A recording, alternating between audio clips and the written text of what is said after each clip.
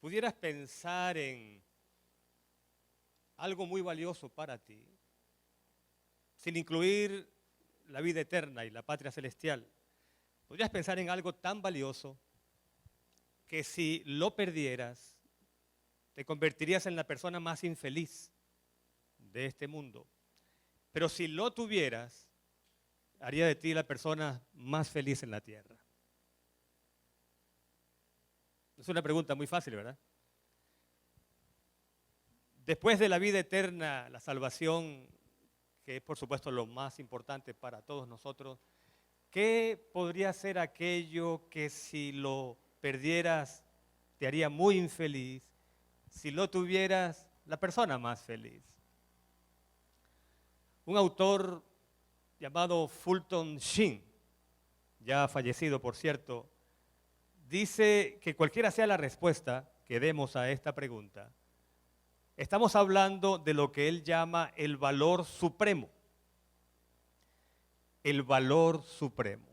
Y sin intentar entrar en largas definiciones, básicamente el valor supremo es aquello que más amamos. A ver, ¿qué es el valor supremo? Lo que más amamos.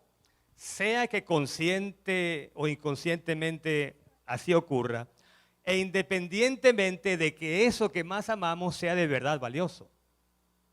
Porque esa parte hay que aclararla. ¿Podría ocurrir que el valor supremo de una persona no sea algo muy valioso o sea algo no muy valioso? ¿Puede ocurrir eso? Sí, puede ocurrir. De hecho, ocurre a menudo. Como puede ocurrir que el valor supremo de una persona no sea el mismo que el valor supremo de otra persona. Un ejemplo muy sencillo de la vida ordinaria. Para muchos el valor supremo es el deporte. Fútbol americano, por decirlo así. Aquí el fútbol americano genera pasiones. Y de hecho el evento Super Bowl, que se lleva a cabo una vez al año, genera más atención que cualquier otro evento en los Estados Unidos y también mayor rentabilidad. Sin embargo, para otras personas el fútbol americano no significa gran cosa. De hecho, yo ni siquiera lo entiendo. Varias personas me lo han explicado y yo me pongo a ver allí y no logro entenderlo. Mi deporte favorito, en cambio, es el béisbol, pero para otros no lo es. No es mi valor supremo, por supuesto. Pero con esto quiero decir que el valor supremo de una persona es simplemente lo más importante en la vida de ella. Sea que eso que valora tanto realmente valga la pena o no. Y en esta hora yo he escogido dos ejemplos de la Biblia para ilustrar lo que significa el valor supremo en la vida de dos personajes, en un momento dado de su vida, porque puede ser que el valor supremo también cambie de una etapa de la vida a otro. El primer personaje es Acab, el rey. ¿Familiar el nombre rey Acab? ¿Rey de qué país, nación? Israel. Y muy conocido porque su esposa era muy famosa, muy notoria, mejor dicho, Jezabel. En un momento de la vida de Acab, y noten que estoy insistiendo mucho en eso de que en un momento, porque no creo que toda su vida su valor supremo haya sido una viña, un viñedo. A ver, ¿quién recuerda el nombre de ese viñedo del cual Acab literalmente se enamoró perdidamente? Nabot, hijo de Jezreel. En un momento de su vida, Acab se enamoró de la viña de Nabot. El relato, que no vamos a cubrirlo en todos los detalles porque es familiar, se encuentra en el primer libro de Reyes. El capítulo es el número 21 y voy a dar algunos brochazos para ubicarnos históricamente en ese incidente tan singular de la palabra de Dios. Resulta que un día ya Acab no soportó la tentación de ofrecer a Nabot riquezas a cambio de su viña. y abordó, es decir, se acercó a Nabot. Y en el versículo 1, 2, presenta su oferta, te pagaré lo que sea. Si quieres otra viña, te daré una viña mejor. Pero ¿qué respondió Nabot? Versículo 3. Noten cómo el valor supremo para Nabot constaba o radicaba en otro factor. Dice Nabot a la oferta de Acab, líbreme Jehová de darte yo la herencia de mis padres. Ok, ¿qué valor tenía la viña para Nabot? ¿Un valor comercial? No, no era un valor comercial, era un valor sentimental. O sea, no importa lo que me des, no la voy a vender. Noten la expresión, líbreme Jehová, una forma de decir, ni se te ocurra, porque por mi mente jamás pasará la idea de vender lo que es algo tan valioso para mí, la herencia de mis padres. Y dice el relato, como si fuera un niño regañado, a quien le llegan su juguete favorito, se marchó, dice el versículo 4, Acab a su casa, triste y enojado. Mire, dice el relato que se acostó y ni siquiera comió. O sea, así de mal se sentía el hombre. Así de mal se sentía. Pero entonces alguien se dio cuenta de ese estado era un estado de depresión, literalmente. Era depresión lo que tenía. Tristeza en grado sumo, pero su esposa Jezabel se dio cuenta. Y aquí que Jezabel era una de esas mujeres que llaman de armas tomar. O sea, para ella no había obstáculos, mucho menos si quien estaba de por medio era el rey de Israel. Noten la respuesta que Jezabel le da a Acab cuando él le explica qué fue lo que pasó. Y entonces le dice ya versículo 7, ¿no eres acaso tú el rey de Israel? Levántate, come y alégrate. ¿Y qué promesa le hace? Yo te daré la viña de Nabot. Ahora, ella no estaba hablando por hablar. No eran sandeces, no eran simplemente expresiones gratuitas. Yo te daré la viña significaba que ella, por cualquier medio, la iba a lograr, la iba a conseguir. Bueno, el relato ustedes lo conocen, por lo menos algunos.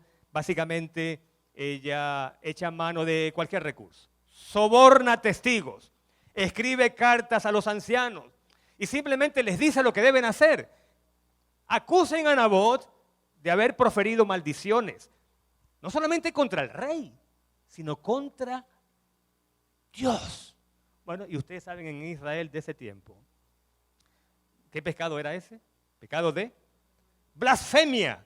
Y el pago era muerte por apedreamiento. Y en efecto eso fue lo que ocurrió con el pobre Nabot. Falsos testigos dijeron que en verdad había blasfemado contra Dios, contra el rey.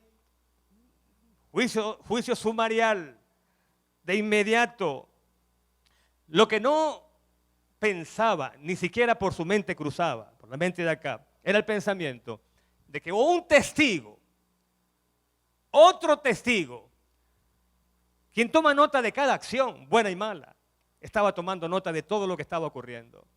Y no había disfrutado Acab de la viña, de su juguete nuevo, cuando Dios envió a su profeta de nombre, ¿quién recuerda el nombre? Elías. Y la apariencia de Elías ya era temida. Cuando muchos lo veían decían, ay, ay, ay, ¿qué cosa pasará? Y en efecto trajo palabra de Dios, y no eran palabras buenas para Acab.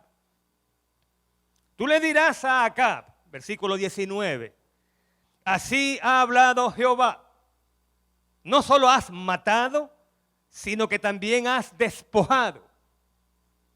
Y volverás a decirle, así ha dicho Jehová. Wow, lo que viene ahora tiene que haber hecho temblar las piernas de Acab en el mismo lugar donde lamieron los perros la sangre de Nabot. Los perros lamerán también tu sangre, tu misma sangre. Una forma enfática de decir, sangre, tu sangre, no otra. Juicio de Dios, si ustedes leen el capítulo 22, que no lo vamos a hacer, la profecía se cumplió con terrible exactitud. Ok, segundo personaje. Saulo de Tarso. Noten que no digo Pablo, Digo, Saulo de Tarso. ¿Cuál era el valor supremo de Saulo de Tarso? ¿Qué era aquello que al tenerlo lo hacía sentir el ser más feliz, realizado, orgulloso, pero de perderlo lo convertía en el ser más infeliz? Es el valor supremo. Bueno, vamos a escucharlo a él hablar allá en Filipenses, una epístola que él mismo, ya convertido en el apóstol Pablo, escribió a los cristianos de Filipos.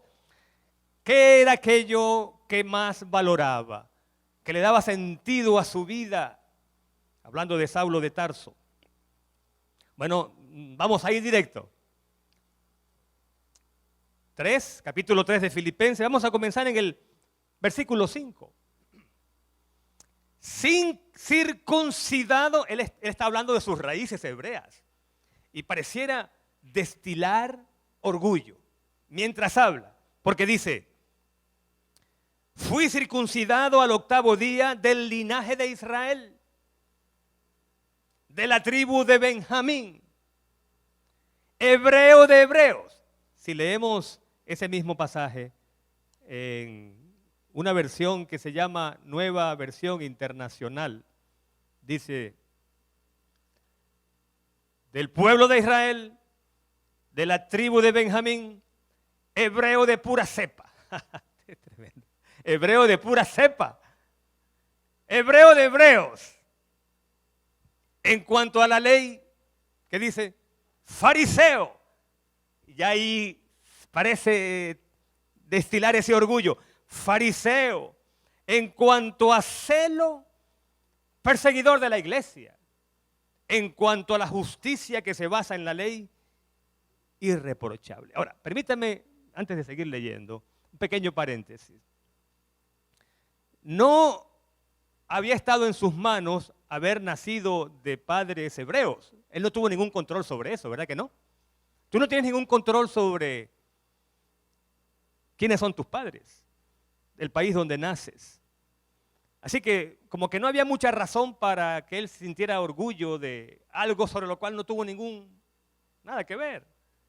Pero sí tuvo mucho que ver con las decisiones que él tomó, porque él escogió ser fariseo. Pudo haber sido saduceo. Los fariseos eran los hebreos más estrictos. Se enorgullecían de cumplir la ley de Moisés. No estamos hablando de los 10 mandamientos. De la ley ceremonial al pie de la letra.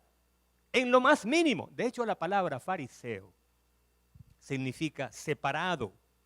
Fariseísmo significa separatismo porque ellos se separaban del común. No se mezclaban con la chusma. Eran especiales. De hecho, no eran muchos. Porque ellos se consideraban clase aparte. Y se separaban del grueso, de la mayoría, para poder cumplir con esas múltiples demandas de la ley ceremonial. En cuanto a celo, un autor, él se llama William Barclay, dice que para un hebreo de ese tiempo, lo más grande y lo más importante era el celo de ser hebreo. Y el celo de su religión. Y el mayor celo del apóstol, bueno, en este caso era todavía Saulo. ¿Cuál era su mayor celo? O sea, ¿cómo puede alguien decir, mi mayor celo, o sea, aquello de lo cual me enorgullezco más, es perseguir a la iglesia? ¿Pero cuál iglesia estaba persiguiendo él? A la iglesia cristiana. Su mayor gozo lo derivaba del hecho de aplastar, perseguir, y como él mismo lo dijo en un discurso, cuando habla de su conversión, él mismo dice que se complacía en colocar detrás de las rejas a los cristianos, en perseguirlos, en dar su consentimiento cuando los mataban, o sea, dar su voto. Incluso dice que a algunos los obligaba a blasfemar, cuando no lo hacían por iniciativa propia, para tener la excusa para encarcelarlos o matarlos, los obligaba a blasfemar. Eso lo dice él mismo en el libro de los Hechos. Y dice él que en un momento de su vida, ese fue su mayor orgullo. Wow. Ese era su valor supremo. Pero no termina allí. Hemos dicho, 1, orgullo de ser hebreo. 2, orgullo de ser fariseo. 3, orgullo de qué? de ser perseguidor de la iglesia cristiana. Y número 4 dice, y en cuanto a la justicia que se basa en la ley, ¿qué cosa? ¿Cómo dice la Biblia que tú estás leyendo allí? Aquí dice irreprochable. O sea, ¿cómo puede alguien decir? Es como si él estuviera diciendo, cuando me veo en el espejo de la ley, lo que veo es perfección. Irreprensible, irreprochable, intachable. Wow, ese era el valor supremo. ¿De quién? A ver, ¿de quién? Saulo de Tarso. Ok, vamos a comparar el valor supremo de Acab, ¿cuál era? En un momento dado de su vida era una viña, o sea, algo material. Y el valor supremo de Saulo, algo inmaterial. Pero era el orgullo de todo lo que hemos dicho. Así que en un momento de sus vidas podríamos decir que no había mucha diferencia. No había mucha diferencia. Es más, podríamos decir que el orgullo como que puede ser más dañino en un momento dado, ¿o no? El orgullo podría ser más dañino. Así que, ¿dónde estaba el valor en todo eso? Pero entonces, aquí viene una pregunta interesante. ¿A quién de estos dos personajes encontraremos en la patria celestial? ¿A quién veremos caminando por las calles de oro? ¿Veremos a Acab? Lo dudo mucho. No somos Dios para decidir quién y quién no, ¿verdad? Pero dudo mucho que por la forma como él muere, Acab se haya arrepentido. Sin embargo, ¿será que veremos al apóstol Pablo? ¿Será que lo veremos, sí o no?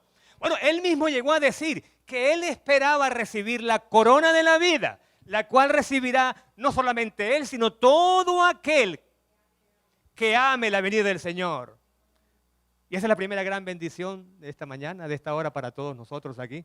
Que si tú y yo, como ocurrió en la vida de Saulo, que luego se convirtió en el apóstol Pablo, si el valor supremo pasa de ser lo que es ahora y se convierte en el Señor Jesús, entonces no solamente Él, sino tú y yo también recibiremos la corona de la vida, la cual recibirá todo aquel que ponga el amor de Cristo por encima de todo amor terrenal. Pero la pregunta que no hemos hecho es la más importante. ¿Qué ocurrió? O sea, ¿cómo puede ser que alguien cambie? Porque incluso la palabra cambiar se queda corta. Lo que ocurrió en la vida del apóstol o de Saulo no fue un cambio, fue más bien, ¿qué cosa? Fue una transformación radical. No fue una simple mejora. No mejoró. Es como si hubiera sido un hombre diferente, un hombre nuevo. ¿Qué pasó allí? Bueno, él mismo lo dice. Y lo dice a través de dos figuras o imágenes bien interesantes. La primera de ellas está allí mismo en Filipenses. La segunda la vamos a buscar en la lectura bíblica de 2 de Corintios 5. Pero vamos a la primera, porque allí mismo está. Noten, Filipenses capítulo 3. Y el versículo es el número 7. Hay un pero allí.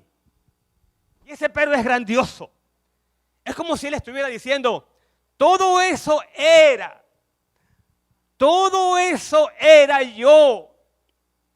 En un tiempo, mi valor supremo era, ya veremos la palabra que él usa. No la voy a usar todavía. Pero,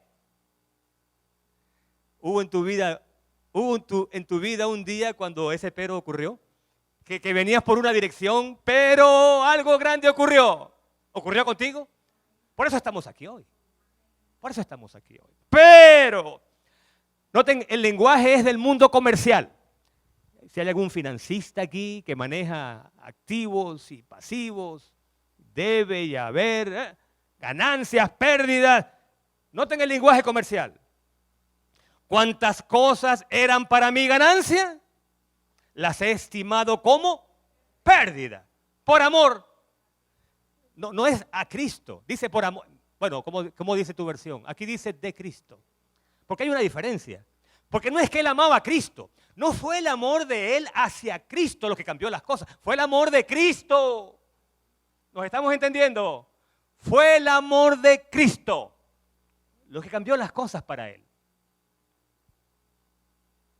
¿Qué era para él? Vamos como dos columnas. El libro de contabilidad. Yo no soy contador, pero he visto esos libros.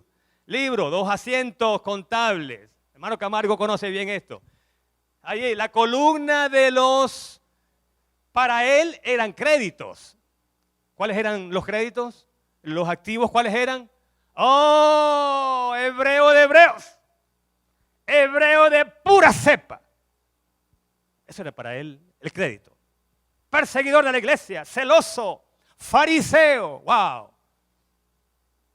Pero dice él, todo eso, pero enteramente todo eso, para mí ahora es pérdida. Y ahora viene esa palabrita. Escuchemos ahora, versículo 8. Y ciertamente aún estimo todas las cosas, no solamente esas 4, estimo todas las cosas como pérdida, de nuevo, pérdida. Y ahora escuchen, aquí el hombre ahora se inspira y no encuentra palabras. Y lo que hace es decirlo, ¿cómo puede? Dice, por la excelencia, o sea, el sublime conocimiento. Por ese valor supremo que antes no veía, pero que ahora es todo para mí. El valor supremo del conocimiento de Cristo, mi Señor. Oh, qué cosa más grande. Nunca pensó, jamás se le ocurrió que llegaría un día cuando de ser el celoso perseguidor de los seguidores de Cristo, ahora le estuviera diciendo, mi Señor. Wow.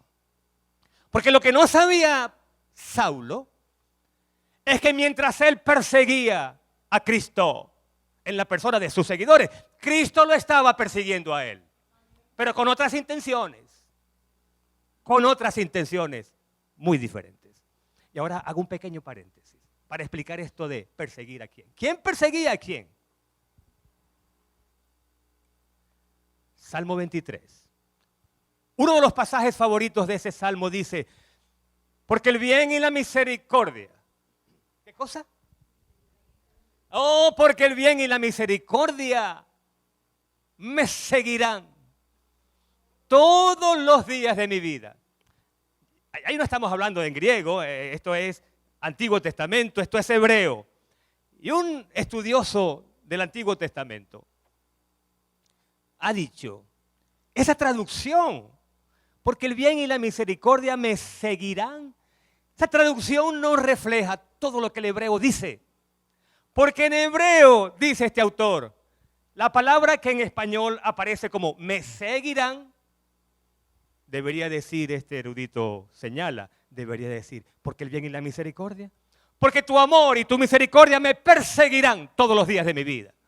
Oh, y la diferencia es del cielo a la tierra, porque lo que este autor está diciendo es algo muy sencillo. En la vida del apóstol Pablo, Saulo de Tarso, al igual que en tu vida, el amor de Dios nos ha perseguido todos los días, todos los días. Y le dimos la espalda en un momento dado. Y lo ignoramos. Y en otro momento lo rechazamos abiertamente. Y Él siguió detrás de nosotros. Perseveró. Insistió. No hizo caso. O hizo caso omiso de nuestros desplantes. Hasta que nos arrinconó.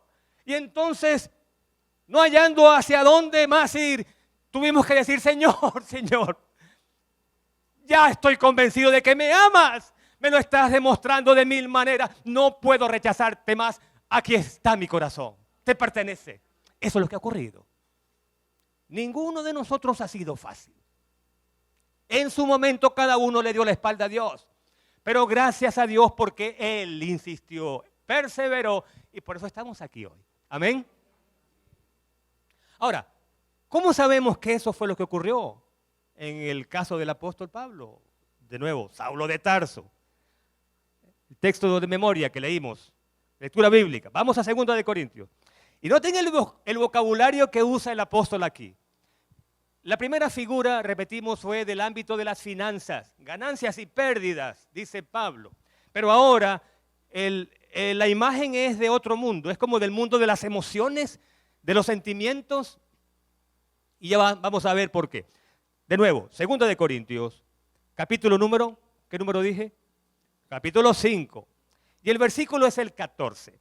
Y ahora ahí nos vamos a tropezar con un versículo que conocemos muy bien y que repetimos muy a menudo, pero muchas veces sin saber exactamente qué significa esa palabrita. Vamos a buscar allí y poner en pantalla 2 de Corintios 5, 14. Porque en mi Biblia, y creo que en la tuya quizás, dice, ¿cómo dice allí? Porque el amor de Cristo nos constriñe. Pero ¿qué significa esa palabra? Constreñir. Bueno, yo la he buscado en varias versiones. De hecho, esta Biblia, es un Nuevo Testamento que tengo aquí, tiene 4 versiones paralelas. Una dice, Reina Valera del 60, nos constriñe. La Biblia de las Américas dice, el amor de Cristo nos apremia. ¿Qué es eso? Nos apremia. No me apremies. Esto me está premiando. ¿Qué transmite la palabra apremia? Bueno, vamos a ver cómo dice la nueva versión internacional. Esta versión, la internacional, dice, porque el amor de Cristo nos obliga. ¡Wow! Nos obliga. ¿Qué es eso? Dejé de última, la versión Dios habla hoy, que es más bien una paráfrasis. Y esta versión dice, atención, porque el amor de Cristo se ha apoderado de nosotros. Óigame. Porque el amor de Cristo, ¿qué cosa? Se ha apoderado de nosotros. Bueno, este parece un lenguaje de esos que usan los enamorados. Tú te has robado mi corazón. ¿Sí o no? Mujer, te has apoderado de mi corazón. ¿Qué está diciendo el novio allí? ¿Qué está diciendo el enamorado?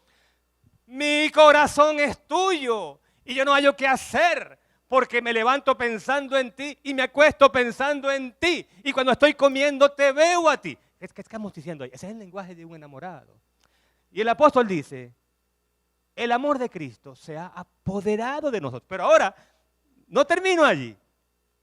Yo tengo una Biblia aquí, se llama la Biblia de Andrews, donde tiene varias versiones. Y hay una que no está en esta versión del Nuevo Testamento, que dice así, es la nueva versión española, escucha bien. Porque el amor de Cristo no nos deja escapatoria. Eso está muy bueno. Eso está bueno. Porque el amor de Cristo no nos deja. Es lo que hice ahora. Porque hubo un momento en que Pablo, cuando se encuentra con el Señor resucitado, camino a Damasco, recordemos, va a Damasco, ¿con qué misión? Perseguir a la iglesia, seguir azotando y arrasando a la iglesia. Camino a Damasco se tropieza. O sea, aquel a quien él perseguía lo está persiguiendo a él, porque va con él a Damasco hasta que dice ya, tiempo suficiente, y ahora se aparece delante de él una luz resplandeciente, el caballo relincha, él cae, y entonces se produce ese diálogo famoso. Saulo, Saulo, ¿por qué me persigues? Dura cosa te es dar coces contra el aguijón. Conocemos la historia, pero llega el momento en que Pablo entra como en reclusión y empieza a estudiar las profecías y empieza a ver cómo las profecías del Antiguo Testamento, a quien él les da todo el crédito del mundo, en quienes él cree o en las cuales él cree, comienza a ver cómo cada una de ellas se cumple en la persona de Jesús. Y comienza a ver cómo Isaías 53, como oveja fue llevado ¿a dónde? Al matadero y él no abrió su boca. Y comienza a ver que aquel a quien él ha perseguido en forma sanguinaria e inmisericordia en la persona de sus seguidores, comienza a ver que ha dado su vida precisamente por amor a él. Y comienza a verse retratado en aquellos a quienes él vino a salvar. Y como lo dice el texto en su forma metafórica, yo me imagino que en un primer momento él no aceptó que eso era así. Tuvo que tratar de eludir, de evitar que así fuera, porque él sabe que está persiguiendo precisamente a los seguidores de este supuesto Mesías. De comprobarse que es el verdadero Mesías, él aparece como culpable. como culpable de muerte de gente inocente.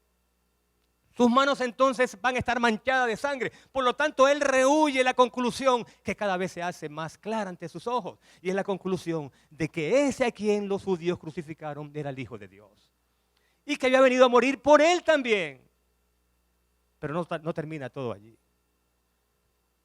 Lo peor es que escucha a este Jesús de Nazaret llamarlo a él, Saulo, el sanguinario. ¿Con qué misión? ¿Qué misión le encarga Jesús a Pablo?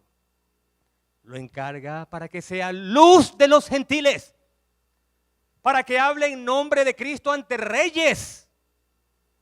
En otras palabras, como su testigo. Y a Saulo no puede creer. Precisamente a él. O sea, la pregunta obligada que él tuvo que haberse hecho y que tú alguna vez te tienes que haber hecho es: ¿cómo puede alguien amar tanto? ¿Cómo puede un ser que ha sido azotado, escupido, vilipendiado, ridiculizado, maltratado y finalmente crucificado, cómo puede decir desde la cruz: Padre, perdónalos, porque ellos no saben lo que hacen? ¿Cómo puede alguien amar tanto? Y sobre todo, ¿cómo puede alguien amarme tanto a mí? Y entonces, literalmente, el amor de Cristo, ¿qué fue lo que hizo? Mientras él estudia y ve señales de ese amor, pero del amor por él como pecador y de su perdón.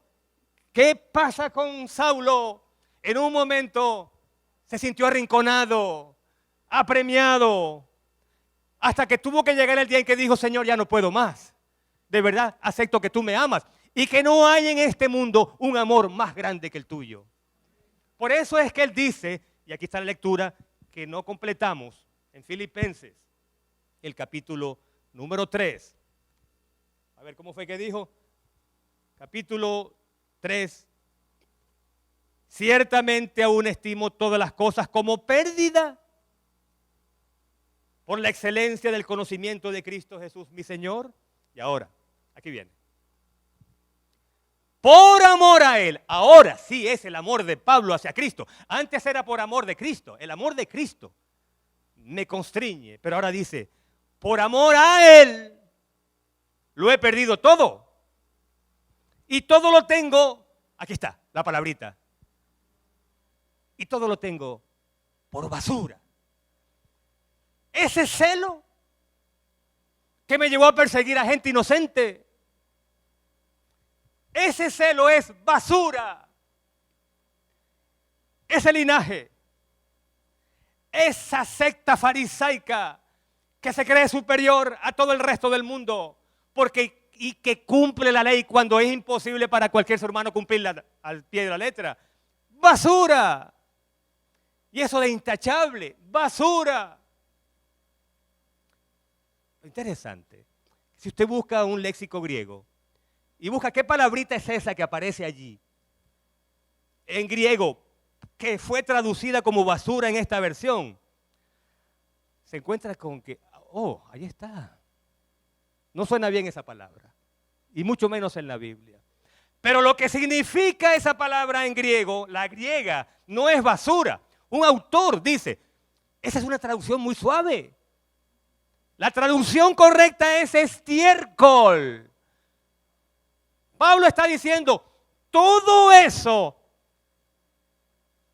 que una vez sentí que era lo que le daba sentido a mi vida, que valoraba más que cualquier otra cosa en el mundo, que me motivaba a actuar, a levantarme en la mañana, a luchar y que le daba sentido a mi vida. Todo eso, al compararlo con el sublime amor de Cristo, es como estiércol.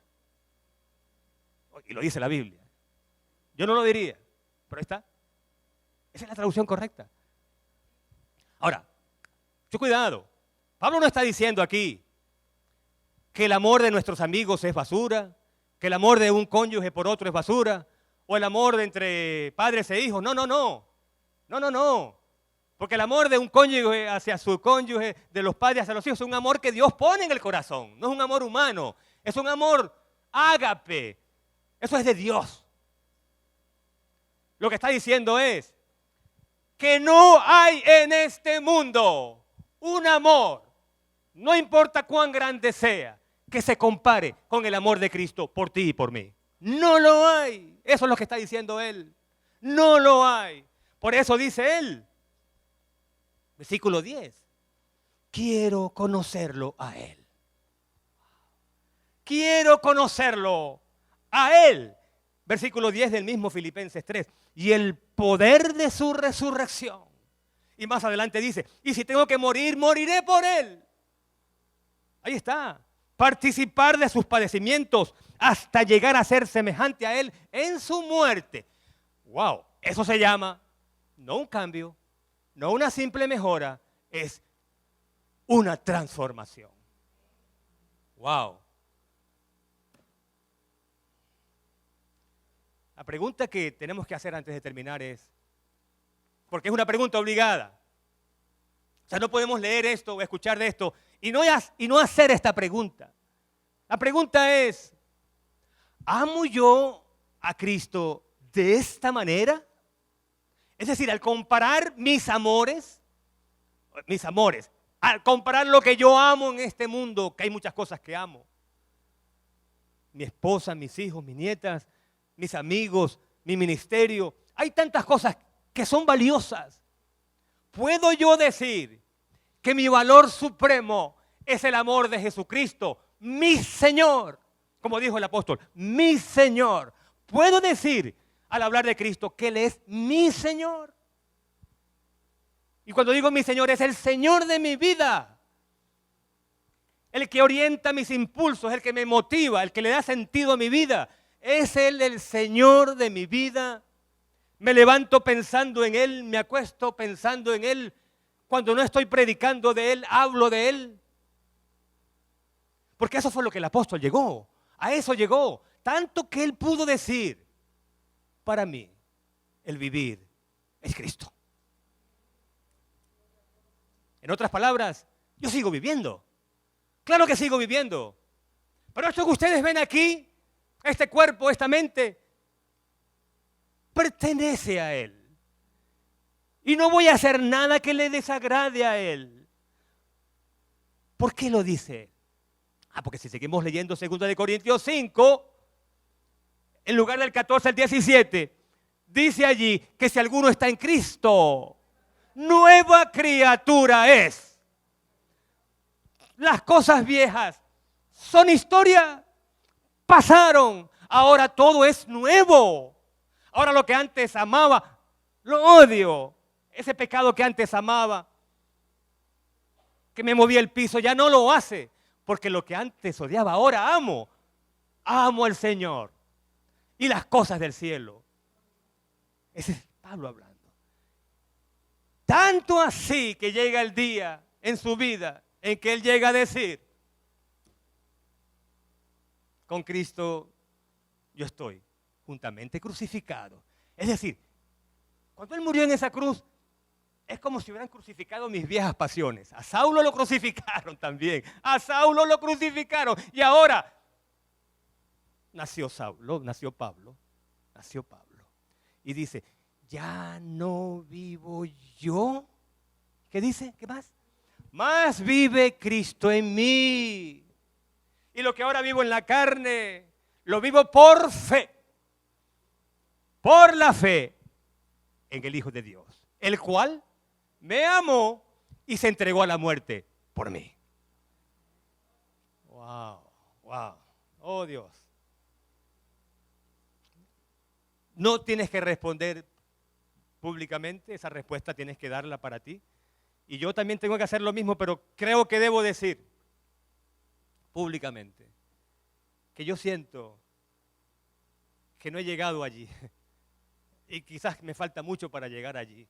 Como para decir que ya no vivo yo, sino que es Cristo quien vive en mí. Por eso quiero decirle al Señor en esta hora que lo que Él tenga que hacer para que el amor a Él sea en mi corazón supremo, que lo haga, que tiene mi permiso. Y le quiero pedir en esta hora, Y noten la palabra que voy a usar. Le quiero pedir que de alguna manera invada mi corazón. Porque no es fácil que yo abra las puertas, me he dado cuenta. Es como teoría. A veces decimos, sí, Señor, tú estás tocando la puerta, yo voy a abrir. Pero es como una teoría. Y si decimos, amamos a Cristo, claro, lo amamos, pero es el amor supremo en mi vida, el amor de Cristo. Por eso, a veces conviene decir, Señor, invade mi corazón. Invade. Porque si dependiera de mí, probablemente esa puerta nunca se va a abrir de par en par. O quizás se abrirá, pero habrá algún cuartito o algún rinconcito que todavía tenga un letrero que diga privado. En otras palabras, no puedes entrar allí. Puedes recorrer todo mi mente, mi corazón, pero ese cuartito es privado. Invade mi corazón, Señor. Y algo más, otra palabra fuerte. Hasta creo que puedo decir, no solamente invade mi corazón, desaloja de ese corazón todo aquello que rivaliza con el supremo amor que solo tú mereces en mi vida. Y solamente tú sabes qué habrá que desalojar en tu vida, no lo sé. ¿Qué habrá que desalojar en mi vida? Creo que lo sé. Pero incluso puedo decirle, Señor, si hay algo que yo no sé, que está compitiendo con el supremo amor que tú mereces en mi corazón, también desalójalo. ¿Hay alguien en esta hora que quiera decir conmigo, Señor, yo también quiero que tu amor sea supremo en mi vida? Quiero que seas el número uno. No puede ser que Cristo sea segundo de otro o de algo más. Si tu deseo en esta mañana es que Cristo sea el número uno y que el amor de Jesús sea lo primero, lo más grande, lo más precioso y que Él sea el valor supremo en tu vida, hoy y siempre, manifiéstalo colocándote de pie. Bendito sea el nombre de Dios en esta hora. Alabado sea el nombre de nuestro Señor Jesucristo, porque solo Él es digno de toda honra, de toda gloria, de todo homenaje y de todo honor por los siglos de los siglos. Amén. Padre amado que estás en los cielos, Señor, en esta hora estamos de pie porque no podemos permanecer sentados al escuchar que tú nos estás tocando a la puerta de nuestro corazón pidiendo entrar. Tú podrías forzar esa puerta, Dios, porque tienes todo el derecho del mundo a hacerlo. Lo ganaste con tu sacrificio en la cruz del Calvario. Pero ahora, Señor, tú tocas y queremos decirte que esas puertas están abiertas en este momento de par en par. Para que tú entres y para que tu amor, Señor, sea supremo en nuestra vida. No segundo de nadie ni de nada, el valor supremo. Y podamos decir con el apóstol Pablo que ya no vivimos nosotros, sino vivimos nosotros, Señor, crucificados contigo. Porque tú vives en nosotros y porque por medio de tu Santo Espíritu tú nos estás guiando directamente hacia la patria celestial. Oh Dios, en esta hora nos hemos gozado al escuchar tu palabra. Y queremos decirte que esta decisión, Padre, no sea otra más entre tantas, sino que sea la decisión en la cual, Señor, vamos a permitirte que desalojes de nuestro corazón todo aquello que no glorifica tu santo nombre. Y no solamente en nuestros corazones, Dios, también en nuestros hogares. Si hay algo en nuestro hogar que no te glorifica, Dios, sea música, sea película, sea libro, sea revista, sea nuestra conducta o lo que sea, Dios, queremos que tú también lo desalojes, Padre. Porque queremos que tú seas el centro, no solamente de nuestras vidas, sino también de nuestros hogares. Y también de esta iglesia. Porque en el nombre y por los méritos de tu Hijo amado, Cristo Jesús, lo pedimos todo.